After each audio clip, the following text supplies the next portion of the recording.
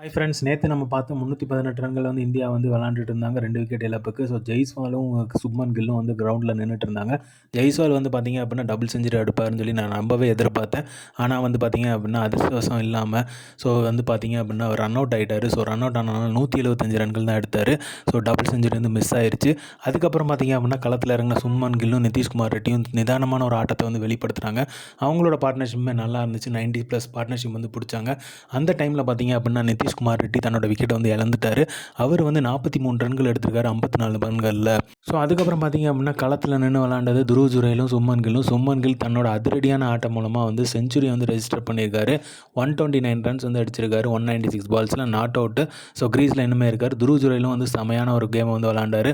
79 பால்ஸில் 44 runs எடுத்திருக்காரு. அவரோட விக்கெட்டை இழந்ததை வந்து இந்தியா வந்து டிக்ளேர் பண்ணிடுச்சு. ஸோ மொத்தமாக பார்த்தீங்க அப்படின்னா 518 ரன்கள் எடுத்து 5 விக்கெட் இழப்புக்கு டிக்ளேர் பண்ணியிருக்காங்க. ஸோ அதுக்கப்புறம் பார்த்தீங்க அப்படின்னா வெஸ்ட் இண்டீஸ் வந்து களம் இறங்கியிருக்கு. கில் அண்ட் ஜெய்ஸ்வால் தரமான ஒரு பேட்டிங்கை வந்து காமிச்சிருக்காங்க இந்தியன் டீமில். ஸோ நிதிஷ்குமார் ரெட்டியும் துருவ் ஜுரேலும் அதிரடியான ஒரு பேட்டிங்கை வந்து காமிச்சிருக்காங்க. ஸோ அதுக்கப்புறம் களத்தில் இறங்கின வெஸ்ட் இண்டீஸ் பிளேயர்ஸ் பார்த்தீங்க அப்படின்னா சரியான ஒரு பவுலிங் வந்து ரவீந்திர ஜடேஜாட்டுன்னு வந்திருக்கு. ஸோ பயங்கரமான ஒரு பவுலிங் வந்து போட்டிருக்காரு. அவரோட அதிரடியான பவுலிங் மூலமாக 3 விக்கெட்டுகளை வந்து எடுத்திருக்காரு. 14 ஓவர் போட்டு 37 ரன்கள் தான் கொடுத்துருக்காரு.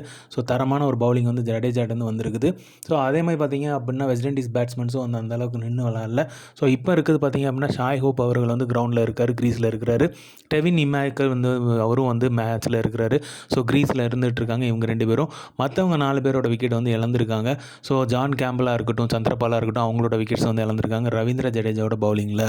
குல்தீப் யாதவும் ஒரு விக்கெட் எடுத்திருக்காரு. முக்கியமான பேட்ஸ்மேனான சேஸ் அவர்கள் இருக்கார், கேப்டன் ஆஃப் வெஸ்ட் இண்டீஸ் வந்து அவரோட விக்கெட்டை வந்து சூப்பராக வந்து ரவீந்திர ஜடேஜா வந்து பவுல் பண்ணி கேட்ச் பண்ணுவார். ஸோ அந்த விக்கெட் வந்து பார்க்கறதுக்கே சூப்பராக இருந்துச்சு.